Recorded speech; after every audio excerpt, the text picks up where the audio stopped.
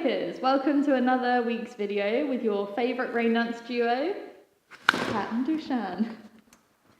So this week we're going to press pause on the film tips, and in the spirit of Cannes and in the spirit of festival season, we're going to talk to you about some things that you need to remember, a filmmaker's checklist, if you will, before you start submitting to festivals.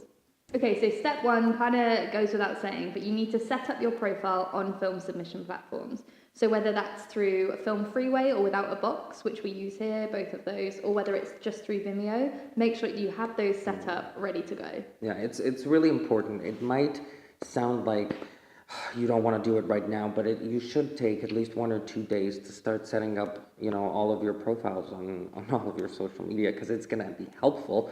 And when you submit, you just press one button and whoop-de-doo, your film's already submitted. Talking of social media, that brings us to another point. So step two, you've got some time, so make sure that you've sorted out whether you have your handles for your film on different social media platforms, and make sure that you yourself, as a filmmaker, have built yourself as a brand and have your social media in check.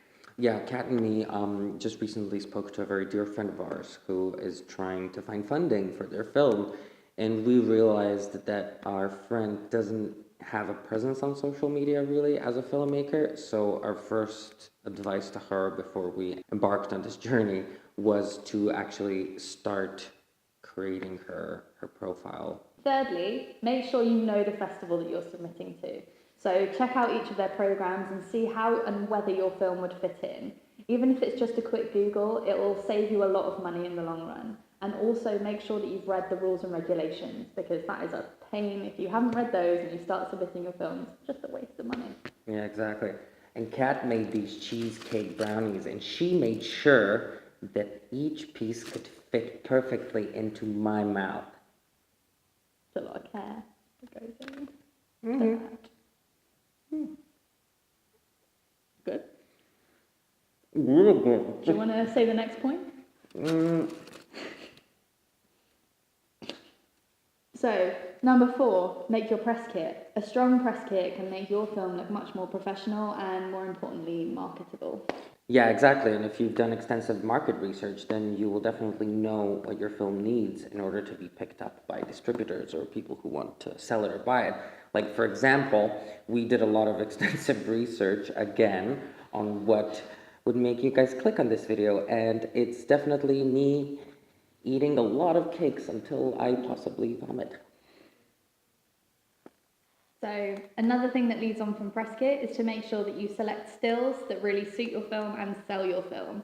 So make sure you have a handful of high quality stills that you can send across all social media platforms and to all the festivals, so that your film is instantly recognizable and it looks the best it could look. Yeah, behind the scenes photos always help the film in some kind of way.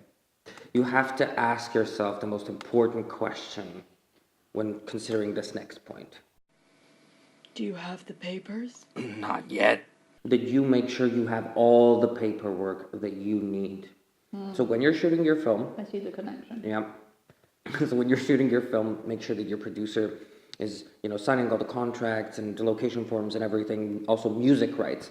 So before you submit your film into a festival, because they will ask you for all this paperwork, and it's really good to be organized and have it in one place.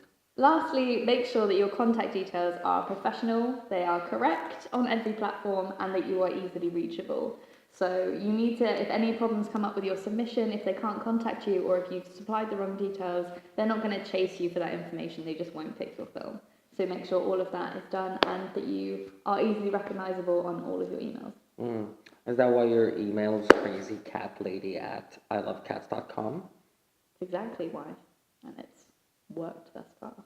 So make sure that you've got all of that checked off, and if you need to check again on any more information, we've got some stuff in the article, so have a read. Also, maybe submit cake as well, because we're easily bribed. Yeah, and for the Raindance, I think that's one of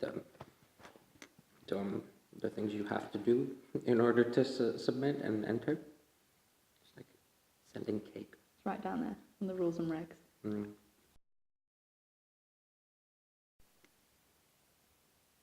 I'm gonna be sick.